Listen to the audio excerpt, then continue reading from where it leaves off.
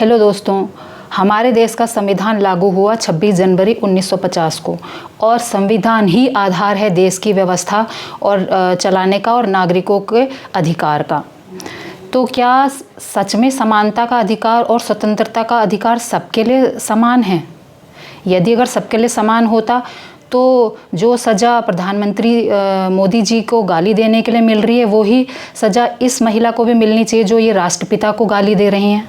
चला के नहीं, इन हरामखोरों ने इतने जुर्म करे। ये मंदिर के अंदर तो पढ़ता था कुरान, और वहाँ पर अगर इसका कोई विरोध कर देते कि जी आप मस्जिद के अंदर भी पढ़ो तो ये उनको जेल में फेंक देता था। इतना हरामखोर आदमी था। आप कहते थे कि जी बापू तो चरखा चलाता था, बापू की तो आंतें दुखती थी, बापू के तो हार्ड कांपते थे।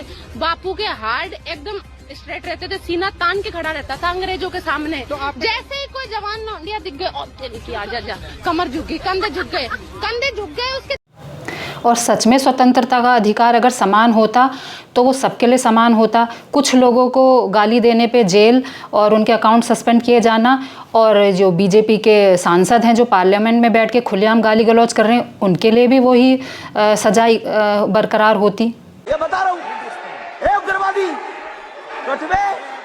सर, ये जो श्रेय अगर जाता है तो देश के प्रधानमंत्री को जाता है। दानिश अली जी प्लीज सिट ये डाउन। आतंकवादी है, उग्रवादी है, ये मुल्ला आतंकवादी है।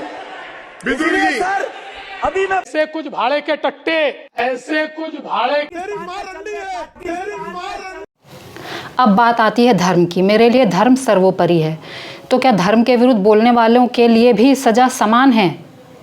अगर ऐसा होता तो जो लोग पप्पू यादव के लिए बढ़ चढ़ के बोल रहे हैं वो नितिन नवीन की जो रैली में हनुमान जी का अपमान हुआ उसके लिए भी बोलते।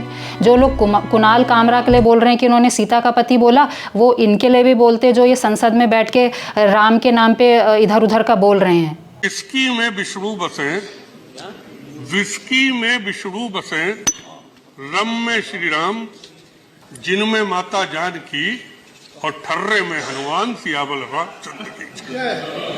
तो क्या सच में समानता है फ्रीडम ऑफ स्पीच की और राइट ऑफ इक्वालिटी की?